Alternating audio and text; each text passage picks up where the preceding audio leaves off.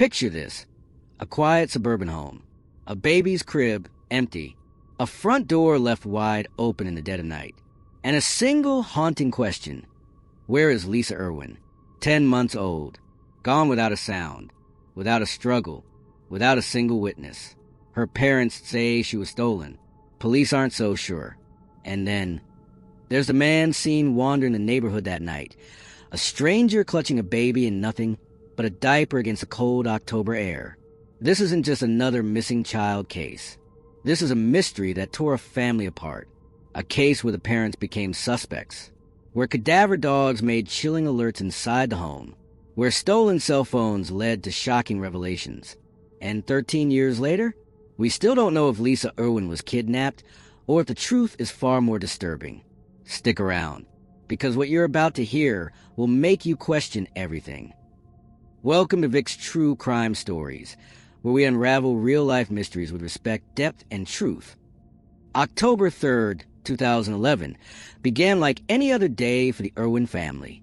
Jeremy left for his night shift, kissing his fiancée Debbie goodbye as she settled in with their 3 children. 10-month-old Lisa, the light of their lives, was tucked safely at home with her 2 older brothers.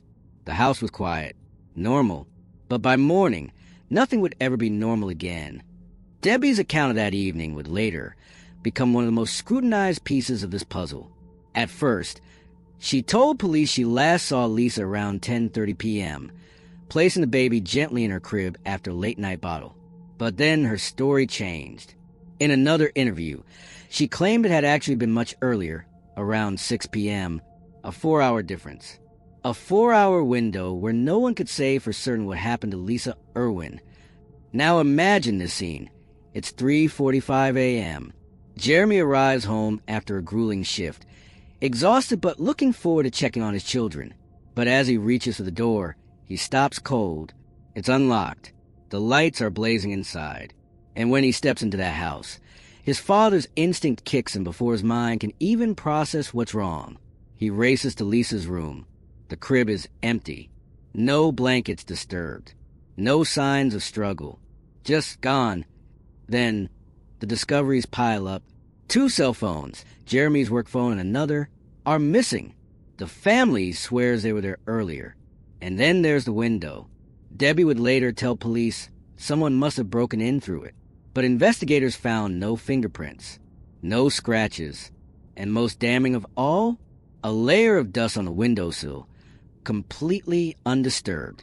If someone took Lisa through that window, how did they do it without leaving a single trace?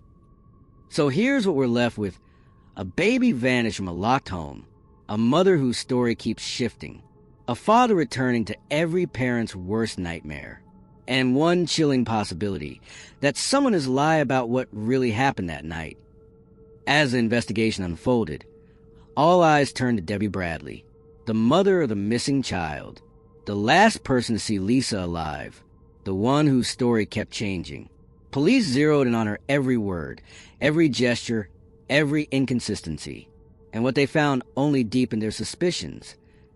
First came the polygraph test. Debbie failed it. Not just once, but twice. Detectives noted how her account shifted when pressed. First claiming she last saw Lisa at 10:30 p.m., then admitting it might have been as early as 6 p.m.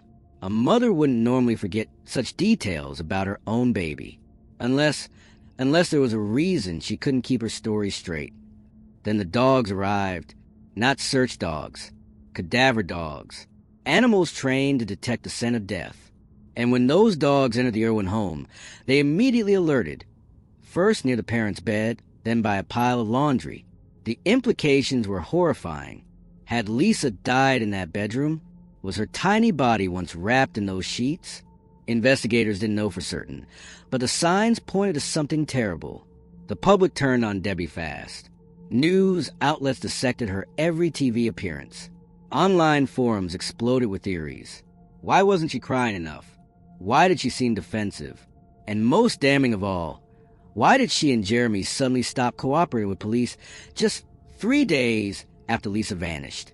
Even their lawyer's explanation, that investigators were bullying them, did little to quiet the growing suspicion. Through it all, Jeremy stood by Debbie. He defended her to reporters, insisted she was a good mother, claimed the stress made her confused. But even his loyalty raised questions.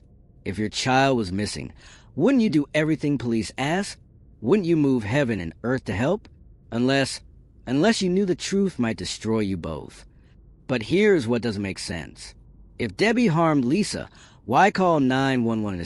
Why beg for help? And why would those cadaver dogs also alert near the window? The same window police dismissed as an entry point. Either this was the sloppiest cover-up imaginable, or detectives were missing something crucial. And then a new lead would emerge that would turn this case on its head. Just when the case against Debbie Bradley seemed overwhelming, investigators stumbled upon a lead that changed everything. A shadowy figure had been spotted in the neighborhood that night. A man carrying a baby. A man who shouldn't have been there. His name was John Tanko. Friends called him Jersey. A drifter with a rap sheet longer than your arm. Burglary, assault, drugs. The kind of man who knew how to slip in and out of places unnoticed.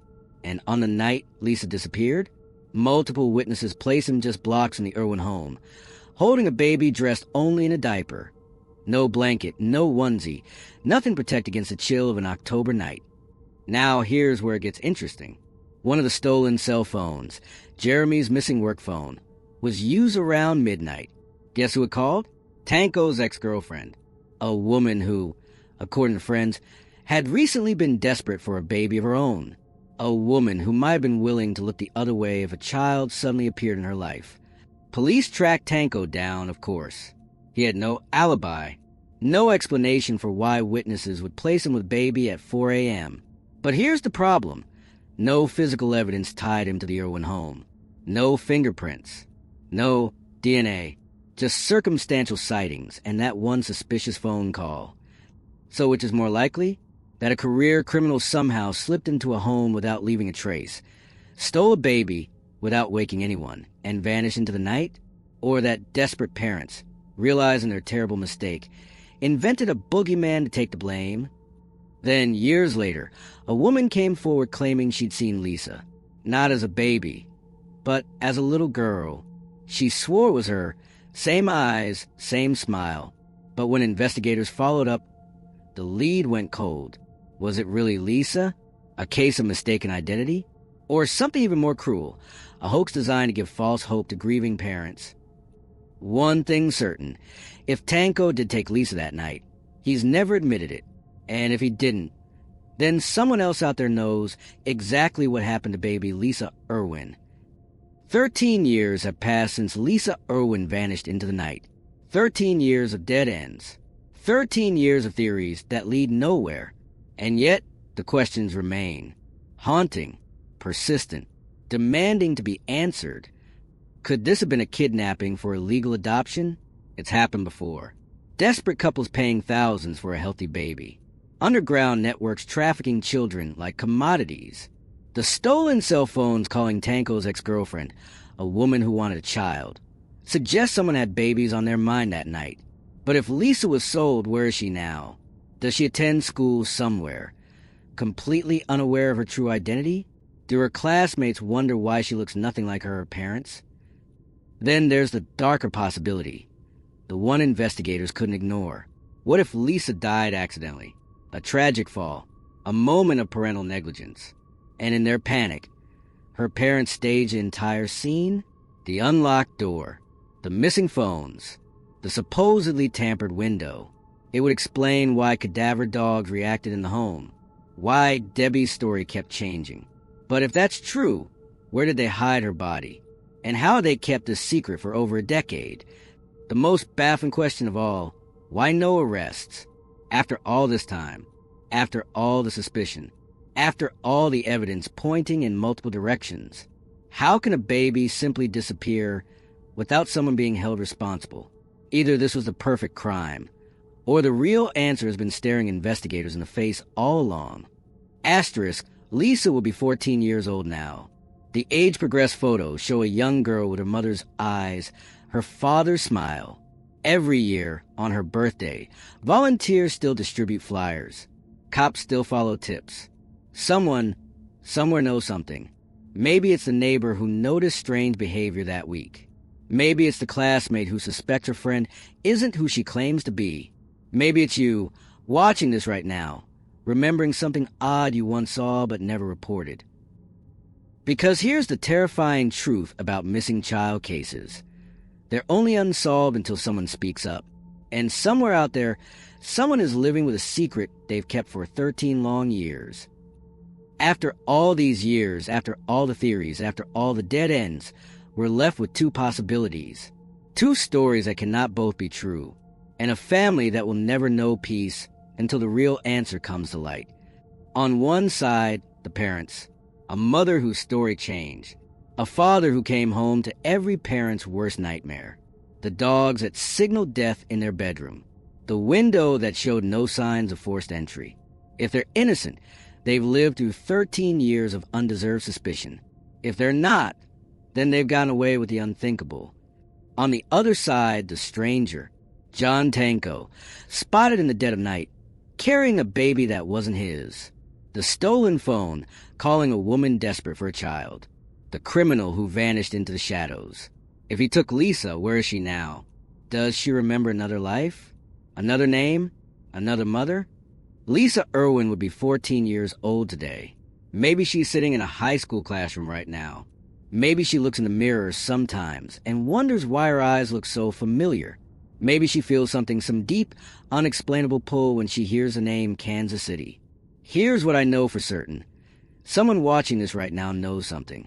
Maybe you were in that neighborhood that night. Maybe you've heard whispers over the years. Maybe you've always suspected someone close to you.